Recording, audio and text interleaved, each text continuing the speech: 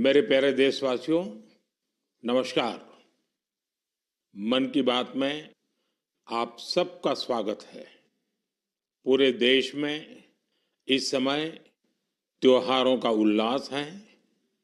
हम सब ने कुछ दिन पहले दीपावली मनाई है और अभी बड़ी संख्या में लोग छठ पूजा में व्यस्त हैं। घरों में ठेकुआ बनाया जा रहा है, जगह जगह घाट सज रहे हैं, बाजारों में रौनक है। हर तरफ श्रद्धा, अपनापन और परंपरा का संगम दिख रहा है। छठ का व्रत रखने वाली महिलाएं जिस समर्पण और निष्ठा से इस पर्व की तैयारी करती हैं, वो अपने आप में बहुत प्रेरणादायक है। साथियों, छठ का महापर्व संस्कृति, प्रकृति और समाज के बीच की गहरी एकता का प्रतिबिंब है। छठ के घाटों पर समाज का हर वर्ग एक साथ खड़ा होता है। ये दृश्य भारत की सामाजिक एकता का सबसे सुंदर उदाहरण है। आप देश और दुनिया के किसी भी कोने में हो, यदि मौका मिले तो छठ उत्सव में जरूर हिस्सा लें। एक अनोखे अनुभव को खुद महसूस करें। मैं छठी मैया को नमन करता हूं। सभी देशवासियों को, विशेषकर बिहार, झारखंड और पूर्वांचल के लोगों को छठ महापर्व की शुभकामनाएं देता हूं। साथियों, त्योहारों के इस अवसर पर मैंने आप सभी के नाम एक पत्र लिखकर अपनी भावनाएं साझा की थी। मैंने चिट्ठी में देश की उन उपलब्धियों के बारे में बताया था जिससे इस बार त्योहारों की रौनक पहले से ज्यादा हो गई है। मेरी चिट्ठी के जवाब में मुझे देश के अनेक नागरिकों ने अपने संदेश भेजे हैं।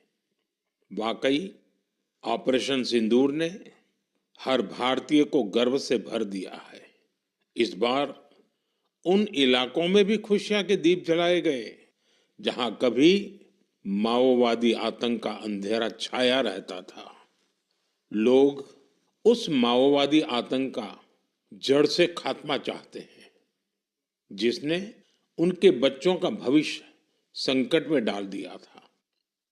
जीएसटी बचत उत्सव को लेकर भी लोगों में बहुत उत्साह है। इस बार त्योहारों में एक और सुखद बात देखने को मिली।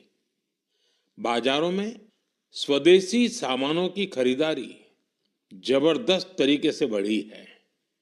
लोगों ने मुझे जो संदेश भेजे हैं, उसमें बताया है कि इस बार उन्होंने किन स्वदेशी चीजों की खरीदारी की है।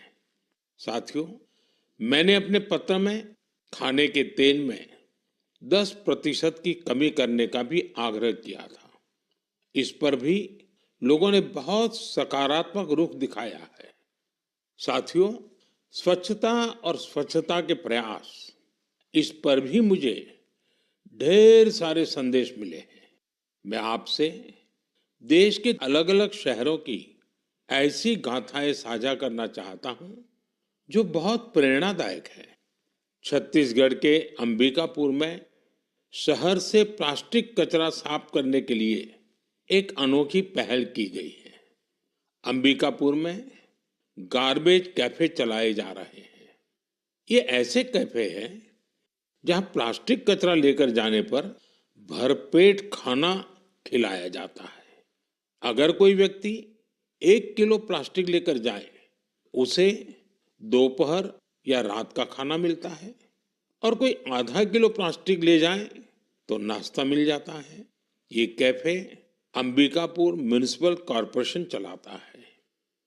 साथियों, इसी तरह का कमाल बेंगलुरु में इंजीनियर कपिल शर्मा जी ने किया है। बेंगलुरु को झीलों का शहर कहा जाता है और कपिल जी ने यहाँ झीलों को नया जीवन देने का अभियान शुरू किया है। कपिल जी की टीम ने बेंगलुरु और आसपास के इलाकों में 40 कुओं और 6 झीलों को फिर से जिंदा कर दिया है। खास बात तो ये है कि उन्होंने अपने मिशन में कॉरपोरेट्स और स्थानीय लोगों को भी जोड़ा है। उनकी संस्था पेड़ लगाने के अभियान से भी जुड़ी है। साथियों, अंबिकापुर और बेंगलुरु ये प्रेरक उदाहरण बताते हैं कि जब ठान लिया जाए तो बदलाव भी आकर के ही रहता है। साथियों, बदलाव के एक और प्रयास का उदाहरण मैं आपसे साझा करना चाहता हूं। आप सब जानते हैं, जैसे पहाड़ों पर और मैदानी इलाकों में जंगल होते हैं, ये जंगल मिट्टी को बांधे रहते हैं। कुछ वैसी ही अहमियत समंदर के किनारे मैंग्रोव की होती है। मैंग्रोव समुद्र के खारे पानी और दलदली जमीन में उगते हैं और समुद्री इकोसिस्टम का एक अहम हिस्सा होते हैं।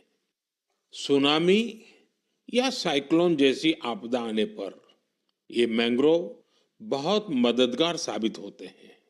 साथियों, गुजरात के वन विभाग ने मैंग्रोव के इस महत्व को समझते हुए खास मुहिम चलाई हुई है। 5 साल पहले वन विभाग की टीमों ने अहमदाबाद के नजदीक धौलेरा में मैंग्रोव लगाने का काम शुरू किया था और आज धौलेरा तट पर 3,500 हेक्टेयर में मैंग्रोव फैल चुके हैं। इन मैंग्रोव का असर आज पूरे क्षेत्र में देखने को मिल रहा है। वहां की इकोसिस्टम में डॉल्फिन्स की संख्या बढ़ गई है। केकड़े और दूसरे जलीय जीव भी पहले से ज्यादा हो गए हैं। यही नहीं, अब यहाँ प्रवासी पक्षी भी काफी संख्या में आ रहे हैं। इससे वहां के पर्यावरण पर अच्छा प्रभाव तो पड़ा ही है, धौलेरा के मछली पालकों को भी फायदा हो रहा है। साथियों, धौलेरा के अलावा गुजरात के कच्छ में भी इन दिनों मैंग्रोव प्लांटेशन बहुत जोरों पर हो रहा है। वहां कोरी क्रीक में मैंग्रोव लर्निंग सेंटर भी बनाया गया है। साथियों, पेड़ पौधों की, वृक्षों की यही तो खासियत होती है। जगह चाहे कोई भी हो, वो हर जीव मात्र की बेहतरी के लिए काम आते हैं। इसलिए तो हमारे ग्रंथों में कहा गया है, धन्या महिरुहा येभ्यो निराशाम यान्ति नार्थिनः। अर्थात वो वृक्ष और वनस्पतियां धन्य है जो किसी को भी निराश नहीं करते। हमें भी चाहिए, हम जिस भी इलाके में रहते हैं, पेड़ अवश्य लगाएं। एक पेड़ मां के नाम के अभियान को हमें और आगे बढ़ाना है। मेरे प्यारे देशवासियों, क्या आप जानते हैं कि मन की बात में हम जिन विषयों पर चर्चा करते हैं, उनमें मेरे लिए सबसे संतोष की बात क्या होगी? तो मैं इस बारे में यही कहूंगा कि मन की बात में हम जिन विषयों की चर्चा करते हैं, उनसे लोगों को समाज के लिए कुछ अच्छा, कुछ इनोवेटिव करने की प्रेरणा मिलती है। इससे हमारी संस्कृति, हमारे देश के कई पहलू उभर कर सामने आते हैं। साथियों, आप में से बहुतों को याद होगा, करीब 5 वर्ष पहले मैंने इस कार्यक्रम में भारतीय नस्ल के श्वान यानी डॉग्स की चर्चा की थी। मैंने देशवासियों के साथ ही अपने सुरक्षा बलों से आग्रह किया था कि वे भारतीय नस्ल के डॉग्स को अपनाएं, क्योंकि वो हमारे परिवेश और परिस्थितियों के अनुरूप ज्यादा आसानी से ढल जाते हैं। मुझे ये बताते हुए खुशी हो रही है कि हमारी सुरक्षा एजेंसियों ने इस दिशा में काफी सराहनीय प्रयास किए हैं। बीएसएफ और सीआरपीएफ ने अपने दस्तों में भारतीय नस्ल के डॉग्स की संख्या बढ़ाई है। डॉग्स की ट्रेनिंग के लिए बीएसएफ का नेशनल ट्रेनिंग सेंटर ग्वालियर के टेकनपुर में है। यहाँ उत्तर प्रदेश के रामपुर हाउंड कर्नाटका और महाराष्ट्र के मुधोल हाउंड, इस पर विशेष रूप से फोकस किया जा रहा है। इस सेंटर पर ट्रेनर्स टेक्नोलॉजी और इनोवेशन की मदद से श्वानों को बेहतर तरीके से ट्रेन कर रहे हैं। भारतीय नस्ल वाले डॉग्स के लिए ट्रेनिंग मैनुअल्स को फिर से लिखा गया है ताकि उनके यूनिक स्ट्रेंथ्स को सामने लाया जा सके। बेंगलुरु में सीआरपीएफ के dog breeding and training school में मॉन्ग्रेल्स, मुधोल हाउंड, कोम्बाई और पांडिकोना जैसे भारतीय श्वानों को ट्रेन किया जा रहा है। साथियों, पिछले वर्ष लखनऊ में all India police duty meet का आयोजन हुआ था। उस समय रिया नाम की श्वान ने लोगों का ध्यान अपनी ओर खींचा था। ये एक मुधोल हाउंड है जिसे बीएसएफ ने ट्रेन किया है। रिया ने यहाँ कई फॉरेन ब्रीड्स को पछाड़ते हुए पहला पुरस्कार जीता। साथियों, अब बीएसएफ ने अपने डॉग्स को विदेशी नामों के बजाय भारतीय नाम देने की परंपरा शुरू की है। हमारे यहाँ के देशी श्वान ने अद्भुत साहस भी दिखाया है। पिछले वर्ष छत्तीसगढ़ के माओवाद से प्रभावित रहे क्षेत्र में गश्त के दौरान सीआरपीएफ के एक देशी श्वान ने 8 किलोग्राम विस्फोटक का पता लगाया था। बीएसएफ और सीआरपीएफ ने इस दिशा में जो प्रयास किए हैं उसके लिए मैं उन्हें बधाई देता हूं। वैसे मुझे 31 अक्टूबर का भी इंतजार है। यह लौह पुरुष सरदार पटेल की जयंती का दिन है। इस अवसर पर हर वर्ष गुजरात के एकता नगर में स्टैच्यू ऑफ यूनिटी के समीप विशेष समारोह आयोजित किए जाते हैं। यहीं पर एकता दिवस परेड भी होती है और इस परेड में फिर से भारतीय श्वानों के सामर्थ्य का प्रदर्शन होगा। आप भी मौका निकालकर इसे जरूर देखिएगा। मेरे प्यारे देशवासियों, सरदार पटेल जी की 150वीं जयंती का दिन पूरे देश के लिए एक बहुत विशेष अवसर है। सरदार पटेल आधुनिक काल में राष्ट्र की सबसे महान विभूतियों में से एक रहे हैं। उनके विराट व्यक्तित्व में अनेक गुण एक साथ समाहित थे। वे एक अत्यंत प्रतिभाशाली छात्र रहे। उन्होंने भारत और ब्रिटेन दोनों ही जगह पढ़ाई में बेहतरीन प्रदर्शन किया। वे अपने समय के सबसे सफल वकीलों में से भी एक थे। वो वकालत में और नाम कमा सकते थे, लेकिन गांधी जी से प्रेरित होकर उन्होंने खुद को स्वतंत्रता आंदोलन में पूरी तरह समर्पित कर दिया। खेड़ा सत्याग्रह से लेकर बोरसद सत्याग्रह तक अनेक आंदोलनों में उनके योगदान को आज भी याद किया जाता है। अहमदाबाद म्युनिसिपैलिटी के प्रमुख के रूप में उनका कार्यकाल भी ऐतिहासिक रहा था। उन्होंने स्वच्छता और सुशासन को सर्वोच्च प्राथमिकता दी। उप प्रधानमंत्री और गृह मंत्री के रूप में उनके योगदान के लिए हम सभी सदैव उनके ऋणी रहेंगे। साथियों, सरदार पटेल ने भारत के ब्यूरोक्रेटिक फ्रेमवर्क की एक मजबूत नींव भी रखी। देश की एकता और अखंडता के लिए उन्होंने अद्वितीय प्रयास किए। मेरा आप सबसे आग्रह है, 31 अक्टूबर को सरदार साहब की जयंती देश भर में होने वाली रन फॉर यूनिटी में आप भी जरूर शामिल हो, और अकेले नहीं, सबको साथ लेकर के शामिल हो। एक प्रकार से युवा चेतना का ये अवसर बनना चाहिए। एकता की दौड़ एकता को मजबूती देगी। ये उस महान विभूति के प्रति हमारी सच्ची श्रद्धांजलि है जिन्होंने भारत को एकता के सूत्र में पिरोया था।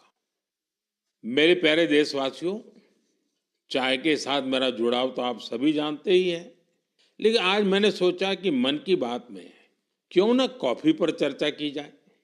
आपको याद होगा, बीते साल हमने मन की बात में अराकू कॉफी पर बात की थी। कुछ समय पहले ओडिशा के कई लोगों ने मुझसे कोरापुट कॉफी को लेकर भी अपनी भावनाएं साझा की। उन्होंने मुझे पत्र लिखकर कहा कि मन की बात में कोरापुट कॉफी पर भी चर्चा हो।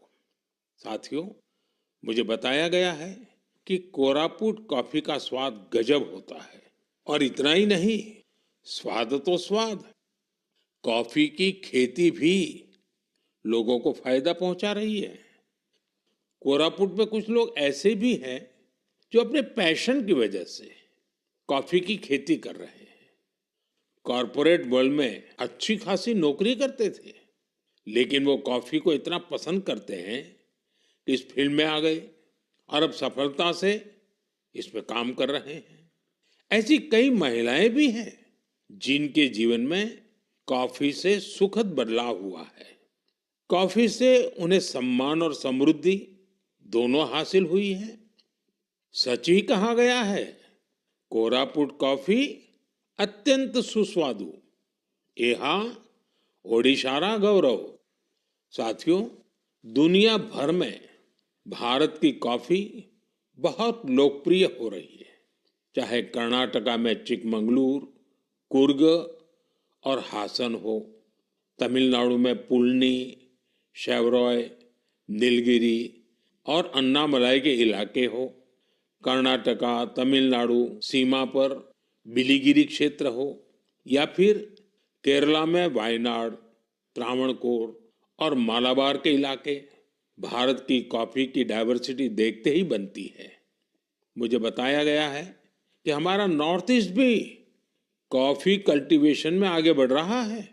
इससे भारतीय कॉफी की पहचान दुनिया भर में और मजबूत हो रही है। तभी तो कॉफी को पसंद करने वाले कहते हैं, India's coffee is coffee at its finest, it is brood in India and loved by the world. मेरे प्यारे देशवासियों, अब मन की बात में एक ऐसे विषय की बात जो हम सबके दिलों के बेहद करीब है। ये विषय है हमारे राष्ट्रगीत का। भारत का राष्ट्रगीत यानी वंदे मातरम, एक ऐसा गीत जिसका पहला शब्द ही हमारे हृदय में भावनाओं का उफान ला देता है। वंदे मातरम, इस एक शब्द में कितने ही भाव है, कितनी ऊर्जाएं हैं। सहज भाव में ये हमें मां भारती के वात्सल्य का अनुभव कराता है। यही हमें मां भारती की संतानों के रूप में अपने दायित्वों का बोध कराता है। अगर कठिनाई का समय होता है तो वंदे मातरम का उद्घोष 140 करोड़ भारतीयों को एकता की ऊर्जा से भर देता है। साथियों, राष्ट्रभक्ति, मां भारती से प्रेम, ये अगर शब्दों से परे की भावना है तो वंदे मातरम उस अमूर्त भावना को साकार स्वर देने वाला गीत है। इसकी रचना बंकिम चंद्र चट्टोपाध्याय जी ने सदियों की गुलामी से शिथिल हो चुके भारत में नए प्राण फूंकने के लिए की थी। वंदे मातरम भले ही 19वीं शताब्दी में लिखा गया था, लेकिन इसकी भावना भारत की हजारों वर्ष पुरानी अमर चेतना से जुड़ी थी। वेदों ने जिस भाव को माता भूमि पुत्रो अहम पृथिव्याः कहकर भारतीय सभ्यता की नींव रखी थी, बंकिम चंद्र जी ने वंदे मातरम लिखकर मातृभूमि और उसकी संतानों के उसी रिश्ते को भाव विश्व में एक मंत्र के रूप में बांध दिया था। साथियों, आप सोच रहे होंगे कि मैं अचानक से वंदे मातरम की इतनी बातें क्यों कर रहा हूं। दरअसल कुछ ही दिनों बाद 7 नवंबर को हम वंदे मातरम के 150वें वर्ष के उत्सव में प्रवेश करने वाले हैं। 150 वर्ष पूर्व वंदे मातरम की रचना हुई थी और 1896 में गुरुदेव रविंद्रनाथ टैगोर ने पहली बार इसे गाया था। साथियों, वंदे मातरम के गान में करोड़ों देशवासियों ने हमेशा राष्ट्र प्रेम के अपार उफान को महसूस किया है। हमारी पीढ़ियों ने वंदे मातरम के शब्दों में भारत के एक जीवंत और भव्य स्वरूप के दर्शन किए हैं। सुजलाम सुफलाम मलयज शीतलाम शस्य श्यामलाम मातरम वंदे मातरम। हमें ऐसा ही भारत बनाना है।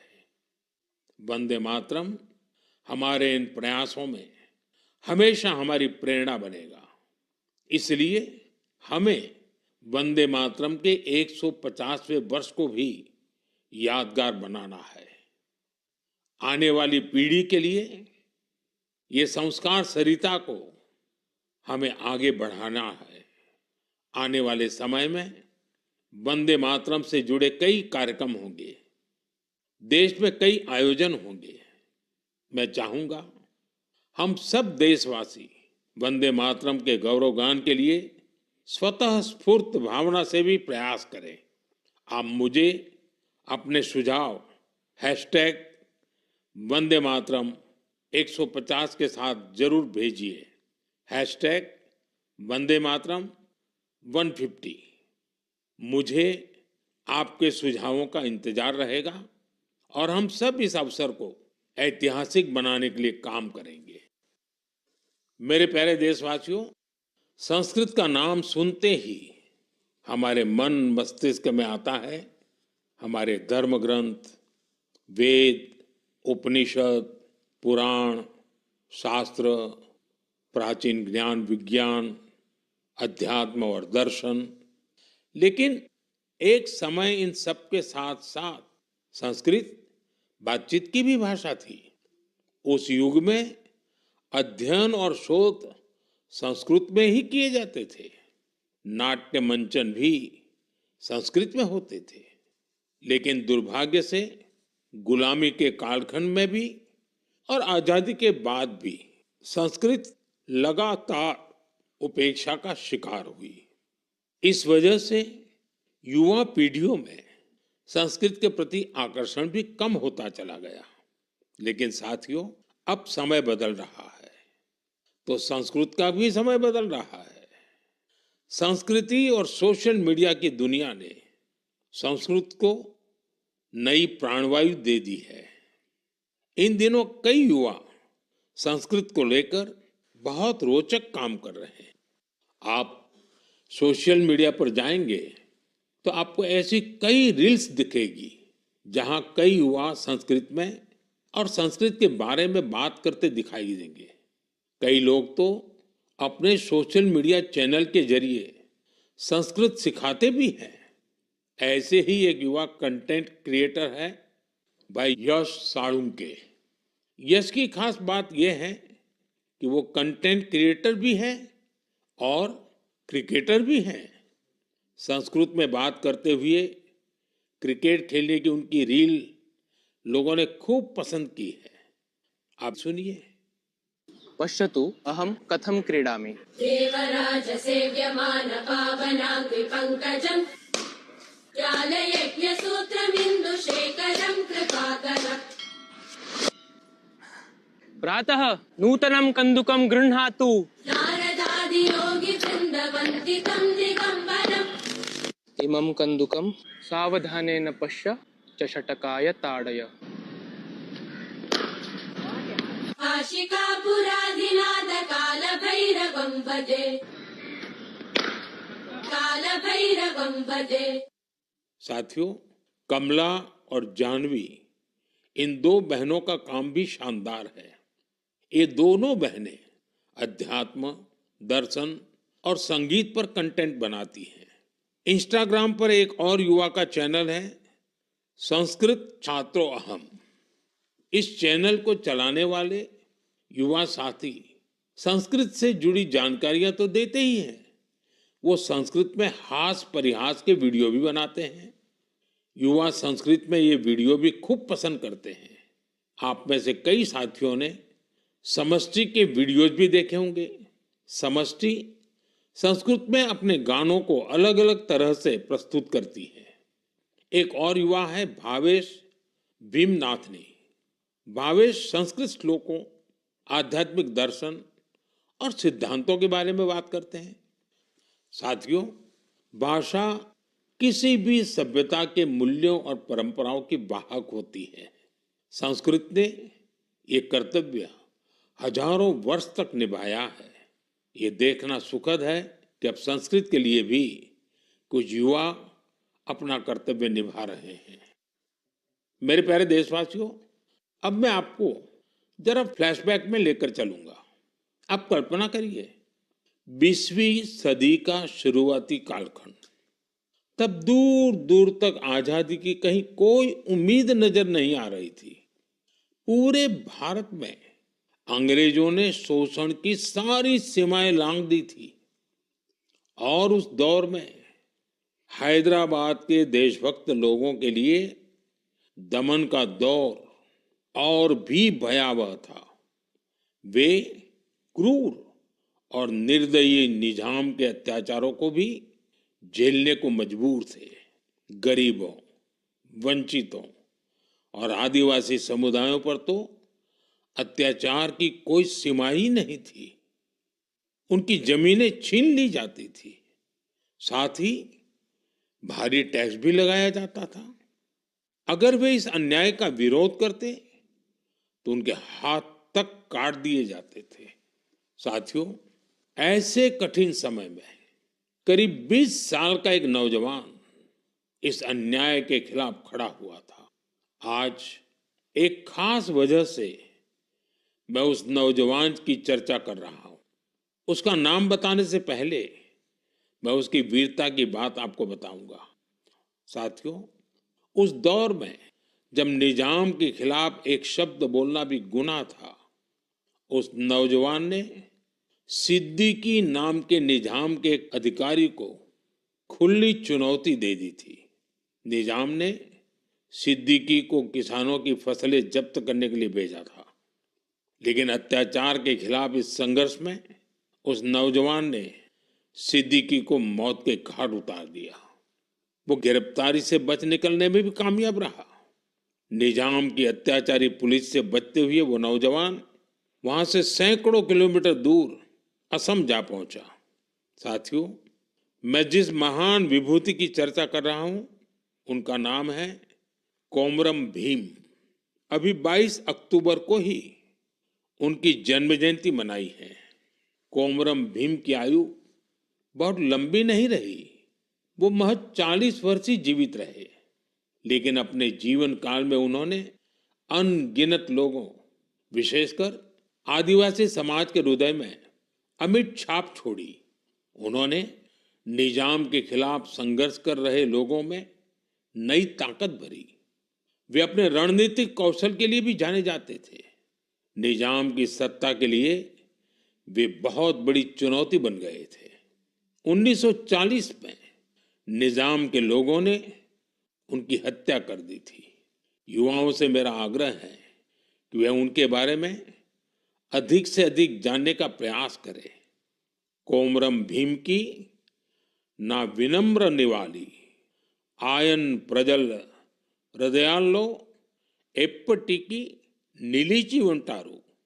साथियों, अगले महीने की 15 तारीख को हम जनजातीय गौरव दिवस मनाएंगे।